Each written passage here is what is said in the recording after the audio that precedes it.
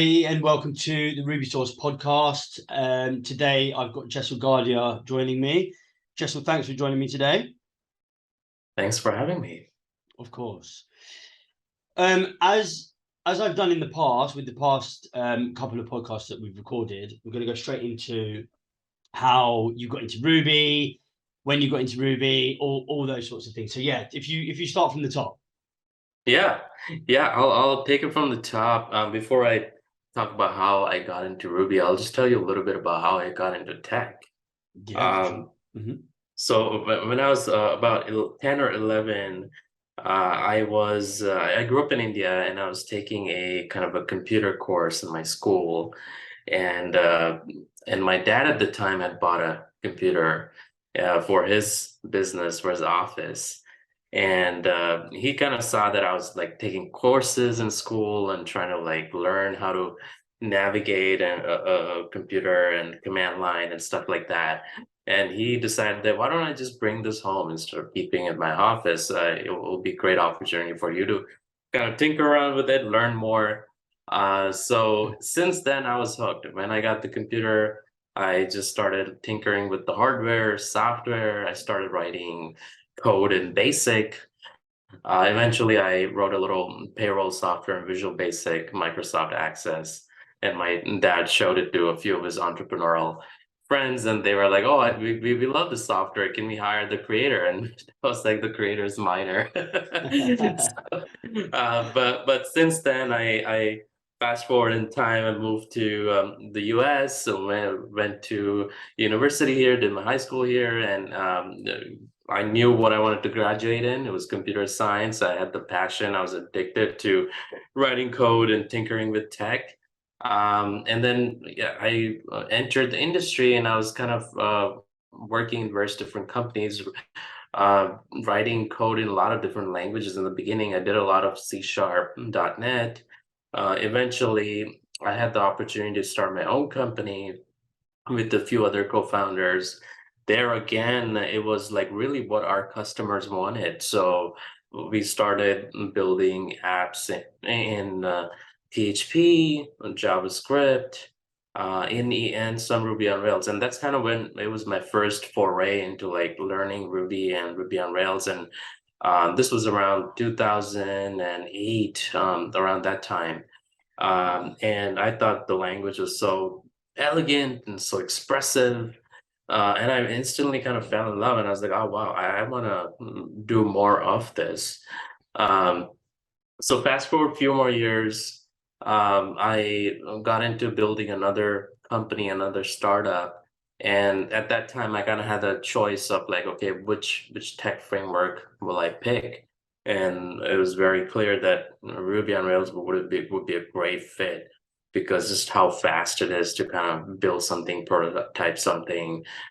And it was very kind of again a very natural, expressive language. So that's kind of where I started writing code in Ruby. And how long ago was that? How long ago was it that you started with Ruby? Yeah, so it again, like I think I dabbled in Ruby in 2008, 2009, and then fast forward about 4 years later from that point on, when I started my company, I kind of fully went in Right. Ruby Okay. on Rails, built out a team, and then yeah, went from there. So Cool. Okay. So I think what I quite like about your background is slightly different to other people that I've spoken to and that I speak to on a regular basis. In that you were born in India and then you were, first generation immigrant.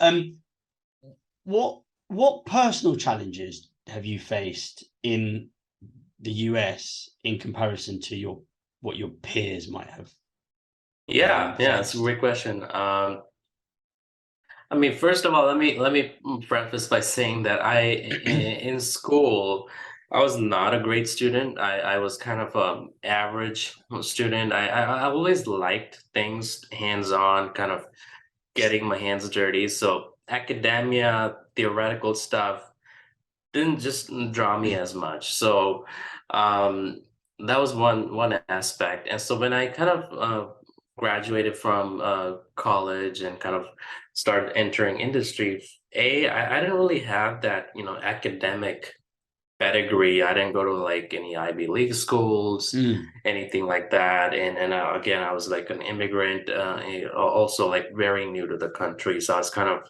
ramping up on just kind of the culture, the social norms, all of that. So definitely had a bit of an uphill climb in terms of like finding the right kind of industry to get into, right kind of job.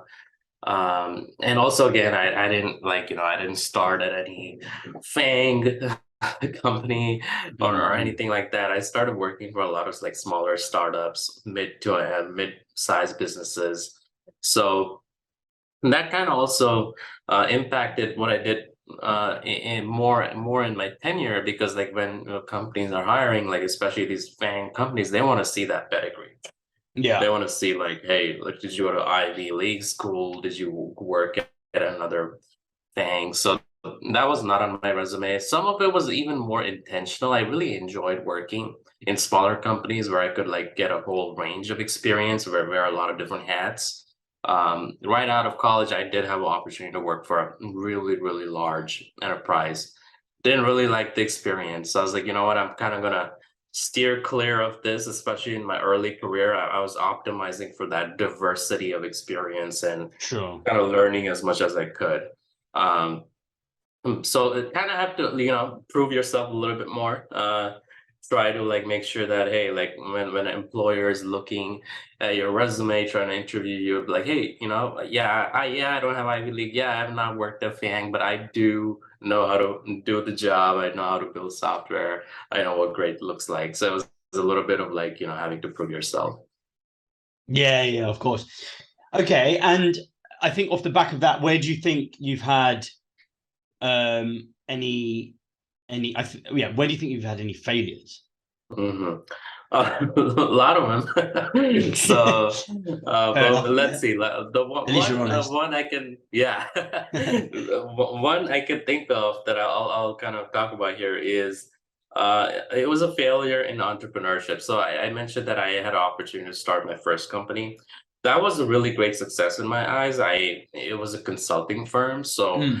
we were churning out a lot of projects. We were very fortunate to have had relationships with a lot of enterprise customers. So that one I considered a success. So off of that, I kind of wanted to get into a product driven startup. So I kind of right off the backs of that, I started another company. And there, I think I was a little too overconfident in kind of finding product market fit, generating revenue. So there we kind of dove head first, doing kind of what we know, what we're just building. Like we started building this platform. It was a platform for mentorship. So we were trying to connect college students to mentors in the industry, and just to kind of give them a glimpse of what is it like to kind of enter into a tech company, or enter into another kind of enterprise company with following kind of your major and your passion. So that company, we built this really great platform in Ruby on Rails. And it was like a video platform where it was a two-sided marketplace. You could have a call with your mentor, and they would you could do like one-on-one sessions, Okay. things like that. Mm-hmm. But that didn't quite find the market fit in terms of the business. We were essentially targeting a broke demographic of college students, and we were asking them to pay for their sessions. And so they were asking their parents, "Hey, can you like fund this?" Or so essentially, what we should have done is like targeted like college career centers, or Yeah. formed partnerships with some large organizations like Mm-hmm. nonprofits and things like that, where there was funding. So I think that's kind of where there was I reflect back and say, okay, that was a critical mistake. We shouldn't have like dove head first, building and writing code and thinking like, okay, once we build it, people will come. It's like, let's start with the no code, low code solution. Let's find the market fit first. Let's start selling first, and then we can build after. Um, So that was, I mean, I'll say that at every failure you learn something. So that was my learning. Like they say, like cost of failure is education. So Yeah, okay, fair enough. That that business was the one that you started working with Ruby, right? yeah, that was the one where I really kind of went all in on Ruby Yeah. on Rails and not just kind of dabbling. So we built the whole platform back in API in Rails. And you mentioned like you find it difficult to monetize because of students not having the finances to pay for it. How much were you charging? Yeah, so the rates depended on the mentors and their level of experience. So it was anywhere from $50 per session to 150 plus. Yeah, So it was not cheap. it's quite Um, expensive. Yeah. yeah. So if you wanted to like get mentorship from somebody that's like an executive Yeah, in a large FAANG company, it's has to be worth their time as well. So of yeah. course. Yeah, that is quite dear actually.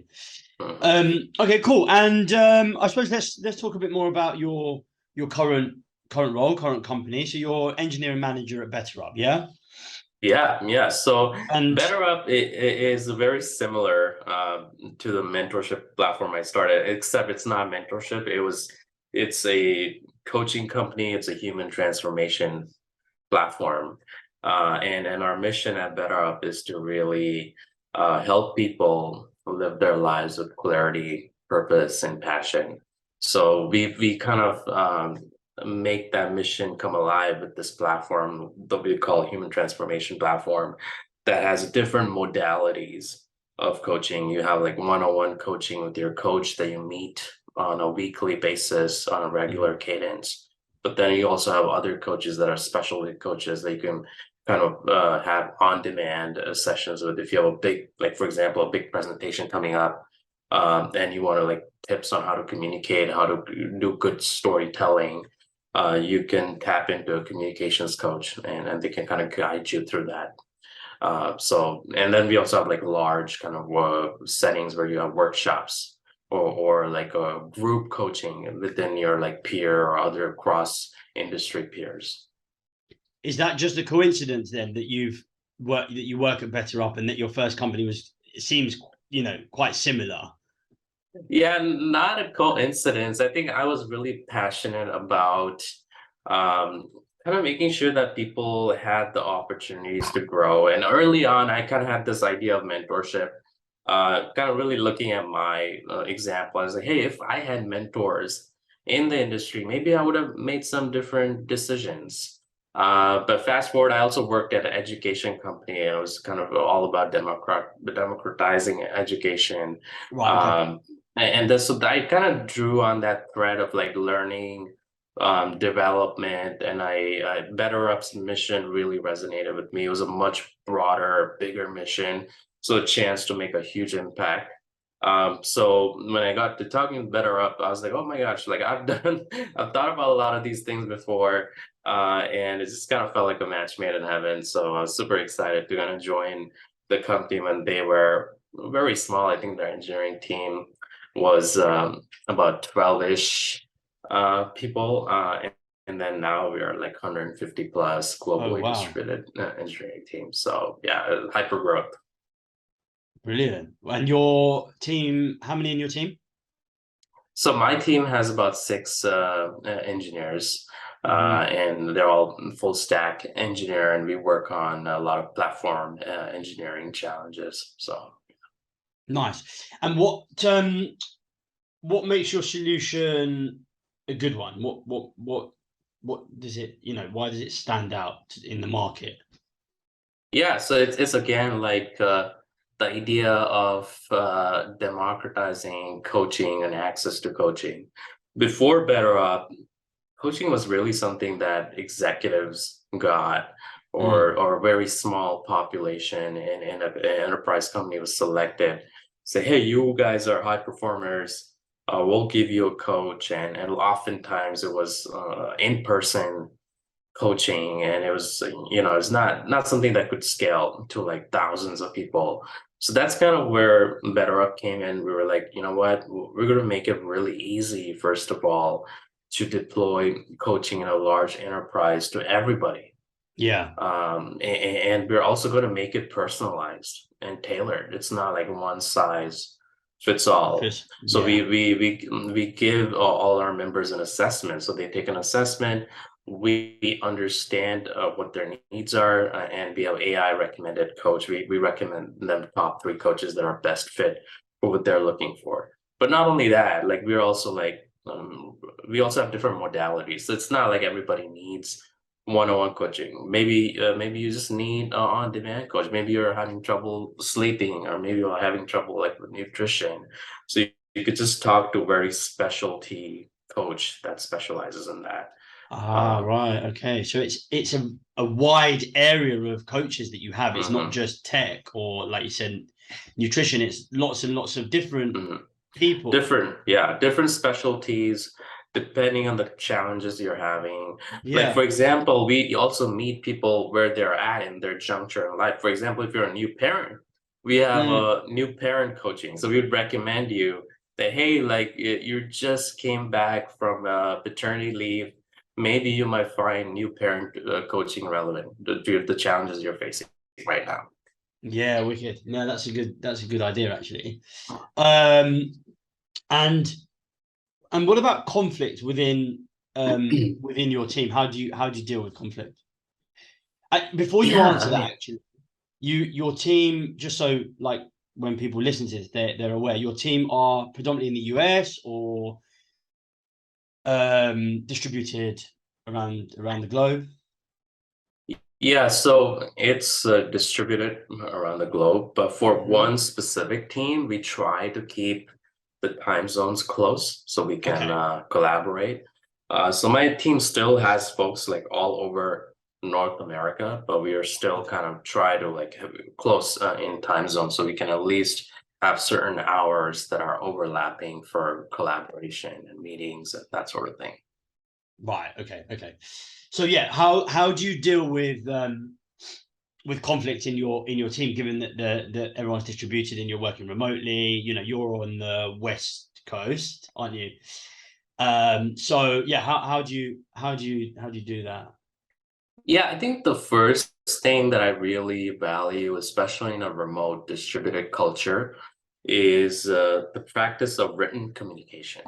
So if somebody in the team has an idea, the first thing we try to encourage is like, hey, like write your thoughts down. And we have a great culture of like RFCs or ADRs. So we have a structured way to put down our ideas, and then we can get feedback from our immediate team members, from a broader cross-functional team, and see what their thoughts are, what their feedback is.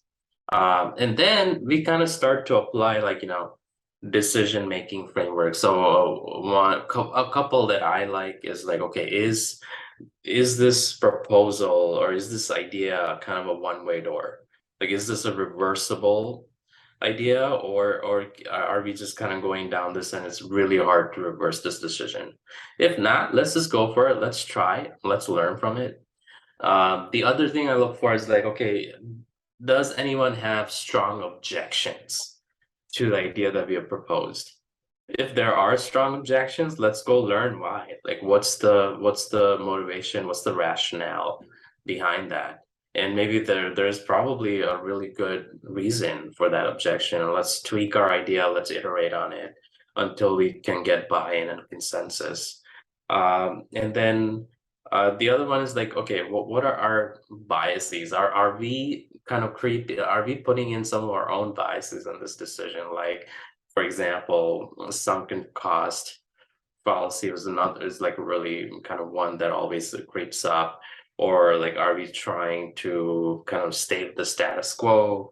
Or are we proposing an idea because we are framing this with our past experience or anchoring to our past experience, things like that. So there's all these, decision-making kind of traps or biases that we try to keep in the forefront. And then ultimately, the most important one is like, okay, if we make this decision, what is the customer impact? What is the impact to the business? That is like the ultimate lens that I try to bring in is like, okay, if there's two competing ideas or two competing decisions, let's go back and think about our customers. Well, what is best for them? And that's ultimately kind of the decider, and then we go from there. Right. Okay. A previous guest on the podcast series, I asked him this question as well, and his answer alluded to the fact that maybe sometimes cultural backgrounds can affect conflict within the team. Maybe things get misconstrued because English is a second language or that sort of thing. Your team is distributed in, as you mentioned, in North America, but do you have people from different backgrounds to yourself as well? Yeah, yeah, absolutely. We have a lot of team members, for example, in Europe. And we actually, when we kind of went with the global expansion, we did a little bit of like cultural onboarding and immersion into like European culture. Like, how do they communicate? What are the cultural norms that we should be aware of and be sensitive about? And they did the same. They're like, what are how do people in the US, work? What is the culture? What are the norms of communication? So yeah, it's really important to kind of keep that cultural differences top of mind as well. And I think that's kind of also where the written communication helps because you're kind of like mindful, Sure. and you're putting in a lot of thought into like what you're saying and what you're putting out rather than just kind of a live ad hoc discussion of ideas that are not fully baked. Okay. Okay. Perfect. Jesal, thank you so much for coming on. Yeah, thanks for having me.